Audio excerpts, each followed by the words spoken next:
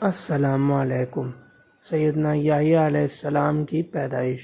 یہ واقعہ سورہ آل عمران آیت نمبر 38 تا 41، سورہ مریم کی ابتدائی آیات اور ان صورتوں کی تفسیر طبری اور تفسیر ابن کثیر کے مطابق تفسیر میں مکمل مذکور ہے۔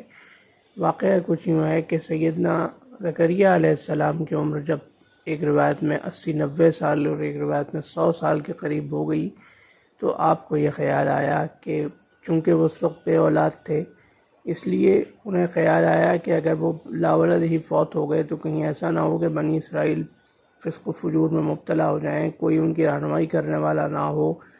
اور اس خیال کے تحت انہوں نے اللہ تعالیٰ سے عرض کی کہ یا اللہ، میں شدید ضعیف ہو گیا ہوں اور میں اپنے قوم سے ڈرتا ہوں کہ کہیں وہ گمراہ اور بے راہ رو نہ ہو جائیں، تو آپ اپنی جناب سے مجھے ایک فرزند صالح عطا فرمائیں جو میرے بعد حضرت یعقوب علیہ السلام کی میراث پا سکے، یعنی میراث علم اور میراث نبوت۔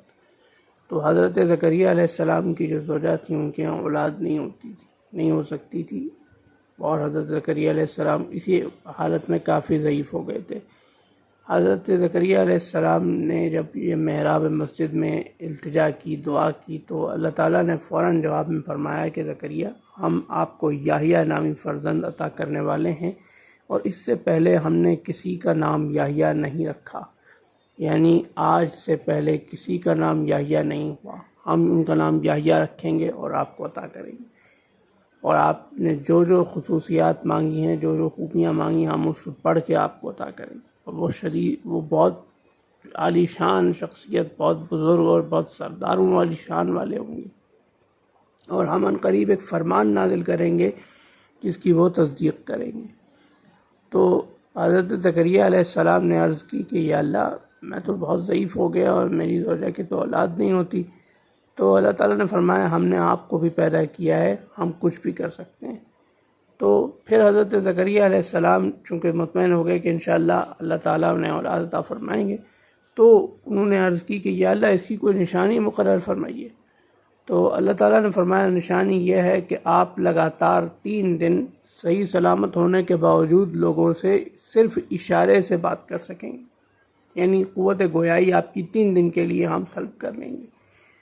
تو اس کے بعد حضرت زکریا علیہ السلام مطمئن ہو گئے، اور 3 دن تک آپ لوگوں کو واضح تلقین اشاروں سے فرماتے رہے۔ پھر حضرت زکریا علیہ السلام کے بعد، یعنی 3 دن کے بعد، پھر حضرت یحییٰ علیہ السلام کچھ عرصے بعد تولد ہوئے۔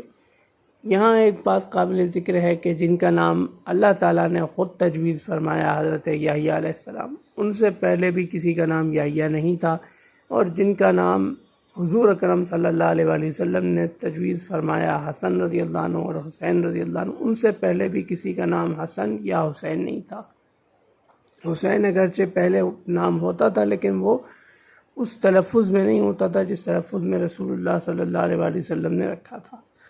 اور ایک بات اتفاق ہے کہ حضرت یحییٰ علیہ السلام بھی جنت کے سرداروں میں سے ہیں، اور حضرت حسن اور حسین رضی اللہ عنہما بھی جنت کے سرداروں میں سے ہیں۔ یہ بھی شہید ہیں اور وہ بھی شہید ہیں، سبحان اللہ۔ تو یہ تھا حضرت یحییٰ علیہ السلام کی پیدائش کا مکمل واقعہ قرآن شریف کی آیات کی روشنی میں۔ انشاءاللہ اگلی ویڈیو میں ایسے ہی کسی واقعے کے ساتھ حاضر خدمت ہوں گے۔ اللہ حافظ۔